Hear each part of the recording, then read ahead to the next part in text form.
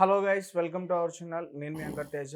ప్రస్తుతం మనతో పాటు శివరుద్ర సాధు గారు ఉన్నారు. అతనితో మాట్లాడతాం. నమస్తే. నమస్కారం మిత్రమా, చెప్పండి. తిరుపతి దేవస్థానం అపవిత్రం అయిపోతుందా? ఎందుకంటే తిరుపతి యొక్క ప్రసాదం మనందరికీ బాగా తెలుసు. చాలా పవిత్రంగా మనం భావిస్తాం ఆ ప్రసాదాన్ని.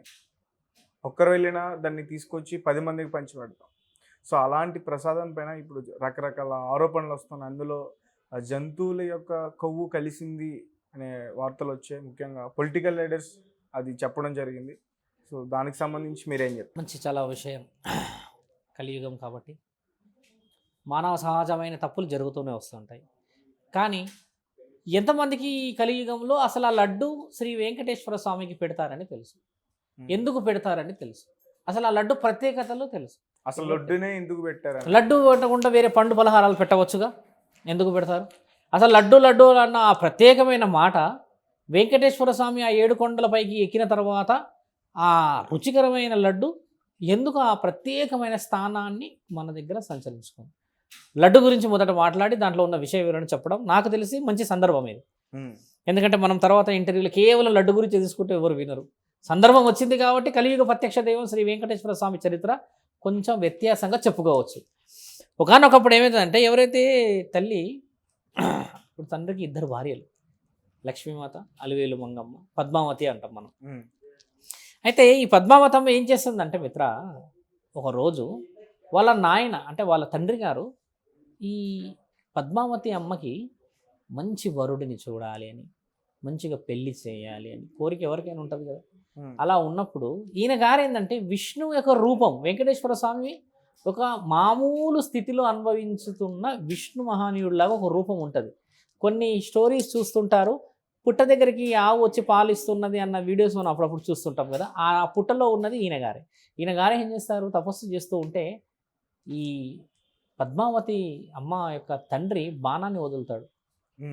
వదిలి ఆయనకి గాయం చేయాలి, ఈయనని ఏదో విధంగా ఈయన ఎవరో తెలుసుకోవాలన్న ఉద్దేశంతో వదిలినప్పుడు ఆయన కొద్దిగా గాయమైన సందర్భాన్ని ఆయన తెలుసుకొని, మమ్మల్ని క్షమించండి, మమ్మల్ని మీరు ఈ విధముగా అనుగ్రహించడానికి వచ్చారన్న సందర్భాన్ని మేము కనిపెట్టలేకపోయాము అన్న ఆ తరుణాన్ని తండ్రి విష్ణు మహాదేవుడు శపించబోతూ ఉంటాడు.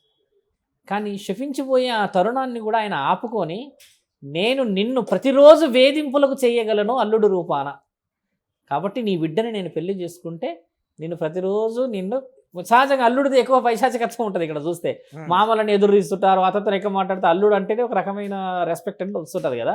ఇది అక్కడి నుంచి మొదలుపెట్టిన ఒక తరుణాన్ని, అమ్మని పెళ్లి చేసుకోవడానికని పద్మావతి తల్లిని ఈయన ఒక వ్యూహాన్ని రచించిన దాంట్లలో అందరూ అమ్మ విషయంలోకి వస్తే అప్పటికి పద్మావతి తల్లి పుట్టి ఉండదు. ఈ తల్లి ఈ యొక్క పుట్ట దగ్గర జరుగుతున్న ఈ క్రియాలలో అమ్మవారు ఉండరు అప్పటికి. మరో జన్మలో ఈయన పుడతాడు, ఒక జన్మలో నిన్ను సాధిస్తాను అల్లుడు రూపాన అన్న ఆ తరుణాన్ని, అప్పుడు 16 సంవత్సరాల వరకు పిల్లలే పుట్టరు ఈయన గారికి, పద్మావతి తల్లికి, వాళ్ళ తండ్రికి. పుట్టకపోతే ఒక కమలం అనే ఒక పువ్వులో, ఆ పువ్వులో ఈ అమ్మ దొరుకుతుంది ఈయనకి. ఒక చిన్న సందర్భం కూడా పెద్ద రాసి ఉంది, శివపురాణం మన ఈ విష్ణు సహస్రనామాల్లో చెప్తారు. కమలంలో దొరుకుతుంది అమ్మ పద్మావతి తల్లి. కమలం పువ్వు రూపమే కదా లక్ష్మీ స్వరూపం. ఆ పద్మావతి తల్లి ఆ కమలంలో దొరుకుతుంది ఈ తండ్రికి. దొరికితే ఈయన గారు ఆయనకి ఇచ్చే ఆ తరుణం గుర్తుకొస్తుంది, ఒక జన్మలో వరం ఇచ్చుకున్నాడు కదా. అప్పుడు ఏమవుతుందంటే మిత్ర, ఈ ఇల్లు అందరూ ఒక పెద్ద మనిషి, ఇప్పుడు నీవే ఉన్నావు, ఇంటికి వెళ్తే నీకు తినుబండారాలు అన్నీ చేస్తాం కదా. ఒక అల్లుడు వచ్చాడు అని అంటే పలు రకాలైన వంటకాలు చేస్తారు కదా ఇంట్లల్లో. అలా వస్తున్న తరుణంలో ఊర్లో ఉన్న వాళ్ళందరూ ఒక్కొక్క రకమైన వంటకాలు చేస్తారు. అమ్మ పద్మావతి తల్లి ఏం చేస్తుందంటే, ఒక లడ్డు, ఈ డ్రై ఫ్రూట్స్ అనేస్తారు, కాజు బాదాం ఇవన్నీ ఉంటాయి, అందులో అన్ని పోషకాలని కలిపేసేసి ఆ లడ్డు తయారు చేస్తుంది. అన్నీ కలిపి పలు రకాలవి చేయకుండా ఒక వస్తువుని చేస్తుంది. ఎంతటి బ్రహ్మాండమైన రుచి ఉంటుందంటే, ఆ రుచిని ఆయన కొన్ని క్షణాలు మైమర్చిపోతాడు ఆ లడ్డు తిన్న తర్వాత. ఇప్పటికే ఆ లడ్డు అంతే టేస్ట్ ఉంటుంది మనకి. ఆ లడ్డు తినే కార్యక్రమం కేవలం వెంకటేశ్వర స్వామికి మాత్రమే ఉండే అప్పట్లో. ఇక అందరూ తినకపోతుండే.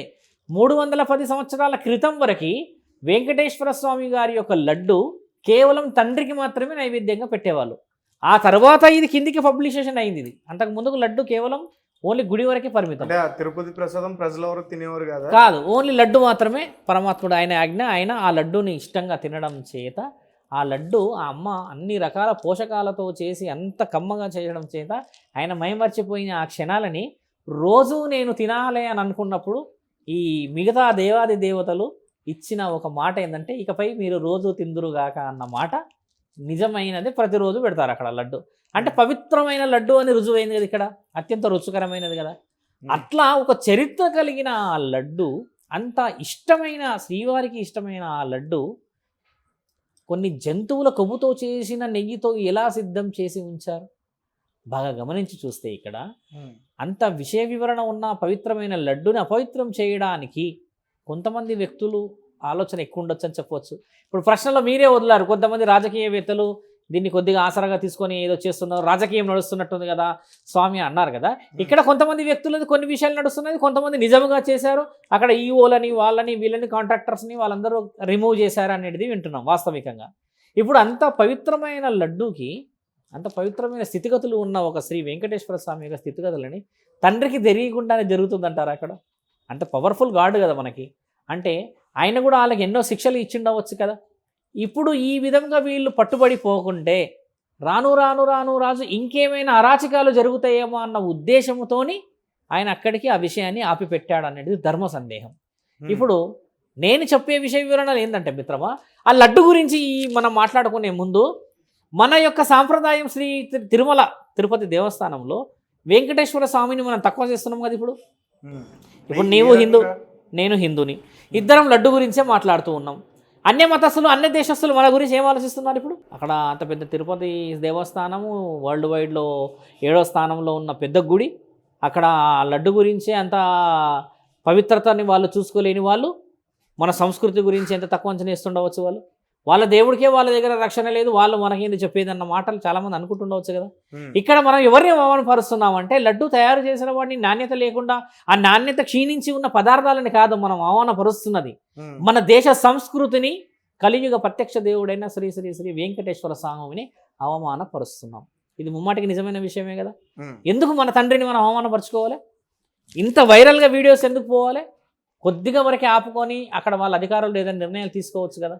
అలా కాకుండా ఇంతమంది చెప్పి ఇంతమంది ఇన్ని వేస్లో మాట్లాడేసేస్తే తిరుపతి లాంటి ఒక క్షేత్రంలోనే రక్షణ లేదు అని మనల్ని ఎంతమంది తక్కువ అంచనా వేస్తుండొచ్చు.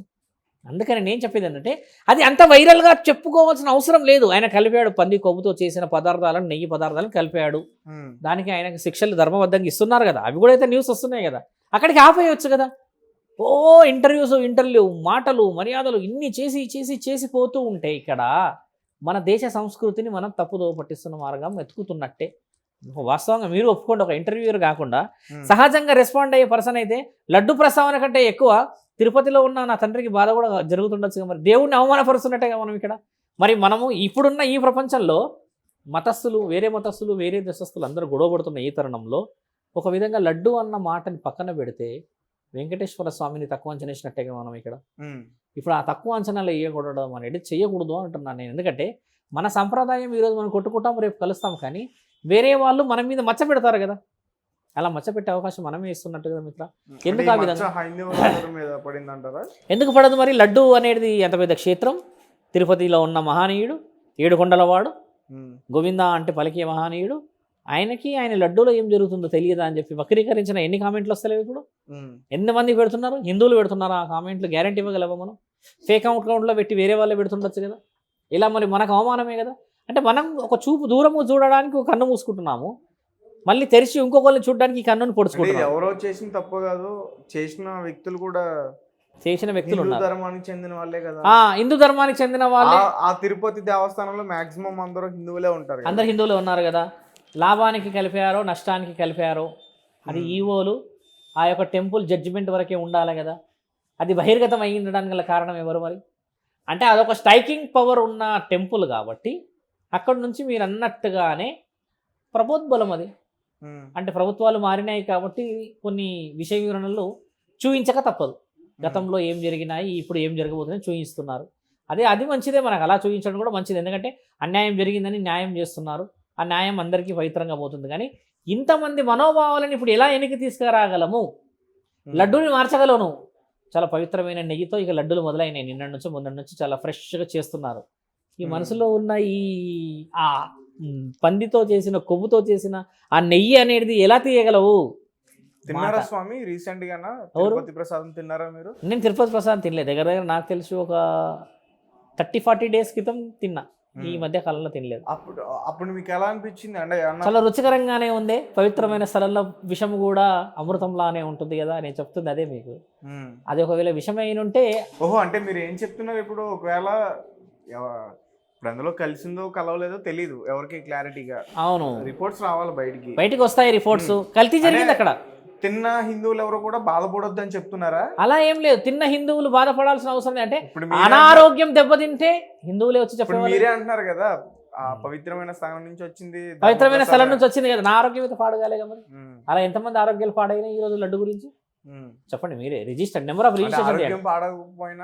అక్కడ అపవిత్రంది కల్తీ జరిగింది మిత్ర, కల్తీ జరిగింది, న్యూస్ వచ్చింది. కానీ ఎవరికైతే ఆరోగ్యం దెబ్బ తినలేదు కదా, అంటే ఆయన గారి కృప ఉన్నదని అర్థం కదా వెంకటేశ్వర స్వామిది. మీరు అన్నట్టుగా తినగానే ఎవరికైనా ఏమన్నా ఆరోగ్య పరిస్థితి దెబ్బ తినంటే అక్కడ దేవుడు లేడు, అందులో కల్తీ జరుగుతుందన్న విషయాన్ని ఒప్పుకోవచ్చు. ఆయన ఉన్నాడు కాబట్టి మనల్ని రక్షించుకోగలిగిండు. దేవుడి దయతోనో లేకపోతే ఆయన గారి అనుగ్రహంతోనో ఒక వ్యక్తుల్ని పట్టుబట్టారు. ఈ విధంగా కలుపుతున్నారు నాణ్యత లేనిదాన్ని పట్టుబట్టిన తర్వాత నాణ్యమైన చేస్తున్నారు. ఇప్పుడు ఇది కూడా పవిత్రంగా ఆయన అనుమతే ఉంది కదా. అంటే నేనేమంటున్నా, లడ్డు అన్న ప్రస్తావనతోని వెంకటేశ్వర స్వామిని మనం కుండ దింపుతున్నాము అంటున్నా. ఇప్పుడు లడ్డు అన్నది ఇంత టాపిక్ మనం మాట్లాడతాం. స్వామి లడ్డు ఒకటి 200 గ్రాములు స్వామి, అది దాని మినిమం సైజ్. ఒకప్పుడు ఎంత పెద్దగా ఉండేది, ఇలా తగ్గుతూ ఇంత వచ్చాయి. అలా తగ్గుతూ అదే మరి లాభం నష్టం అనేది. ఇప్పుడు పందిరిలో వచ్చే పబ్లిక్ అంతా పెరిగితే మజ్జిగల నీళ్ళు ఎలా కలుస్తాయి? మరి ఇలాగే మజ్జిగే కనబడుతుంది తెల్లగా, కానీ అందులో నాణ్యత లోపం ఉంటుంది కదా. ఇదే నాణ్యత లోపం. ఇప్పుడు ఎక్కువ మంది భక్తులు వచ్చేసి ఎక్కువ కోరికలు కోరుకుంటూ వచ్చేసరికి సంపద కూడా అంతే, సంపద అంతా ఉంది. అంటే ఆ సంపద మనం ఇచ్చింది, మనం ఆయన కోరుకున్న కోరికలు. సంపదకి మరి ఇప్పుడు లడ్డు సైజు ఇంత పెడితే నువ్వు తినేది గింతేగా, నీ నోట్లకు పోయేది తీసుకొచ్చి పెడతాం మాత్రం. కానీ అలా తీసుకుపోయే రిస్ట్రిక్షన్స్ లేవు మిత్ర. ఒక పవిత్రమైన అసలు యాక్చువల్లీ ఒక కుటుంబానికి ఒక లడ్డు ఇవ్వాలి. అసలు అది ఎవరికి ఇచ్చే లడ్డు కూడా కాదు నాయన. మనం మాట్లాడితే అది ఓన్లీ వెంకటేశ్వర స్వామి తినే లడ్డే అది. ఇప్పుడు పద్మావతి అమ్మ చేసింది ఆయన కోసమే, ఆయన తినాలనే చేసింది అంతే. దాన్ని మెచ్చుకొని తినేసి ఇక ఇట్లనే పెద్దోళ్ళందరూ నిర్ణయించి ఎంతో పోషకాల విలువ ఉన్నది కాబట్టి పవిత్రమైన స్థలంలో ఉంది కదా, అందరు తినవచ్చు అని ప్రచారం తీసుకొచ్చి పంచడం మొదలుపెట్టారు. ఇప్పుడు అక్కడ గుండు, నీవు వెళ్తావు తిరుపతి గుండు చేసుకుంటావు, వేరే వాళ్ళు వెళ్తారు గుండు చేసుకుంటారు. అసలు గుండు చేసుకునే తరుణం ఎవరికన్నా తెలుసా మిత్ర? అడిగి చూడండి.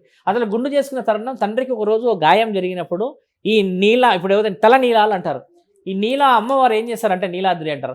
ఆవిడ తండ్రి యొక్క గాయాన్ని చూసి చలించిపోయి ఆ దేవకన్య, తండ్రికి అలాంటి దెబ్బ తగిలితే ఇంత అండగాడికి రక్తం ఇక్కడ నుంచి వచ్చి ఎలా నెత్తికి అది అవుతుందని చెప్పి ఈవిడ ఎంటికలు 3 కత్తెరలు అంటే ఇట్లా కట్ చేసి తీసి ఆ ఎంటికలు పెట్టినప్పుడు తండ్రి ఎంతో ఆనందపడతాడు.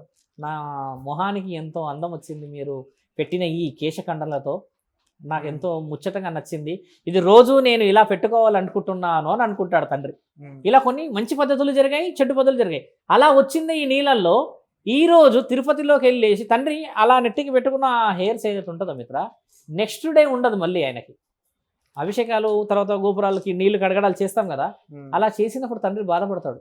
అదేంది నాకు నిన్నే బాగుండే ఈరోజు పోయింది అన్నప్పుడు ఆ తరుణాన్ని వీళ్ళందరూ కలిసి ఏమన్నారంటే, తండ్రి వేలాది మందులు నీ భక్తులు వస్తారు కదా నీకు ఇవ్వడానికి, మేము ప్రచారం చేసి నీ యొక్క నీలాలని ఇక్కడ నుంచి అందరి ద్వారా నీకు ఇచ్చి నీకు నీలాలు పెడితే నీ యొక్క అందం ఎక్కడికి పోదు అని అంటారు. తండ్రి విగ్రహం పద్మావతి అమ్మవారు వెంకటేశ్వర స్వామిని పెళ్లి చేసుకున్నాక లక్ష్మీమాత నిలదీస్తుంది వెంకటేశ్వర స్వామిని, ఏమయ్యా నేనుండగా ఆవిడని పెళ్లి చేసుకుంటావా అన్నప్పుడు తండ్రి ఈ ఇద్దరి పోరు భరించలేక ఆ కొండ మీదకి వెళ్ళి రాయిలాగా అవుతాడు.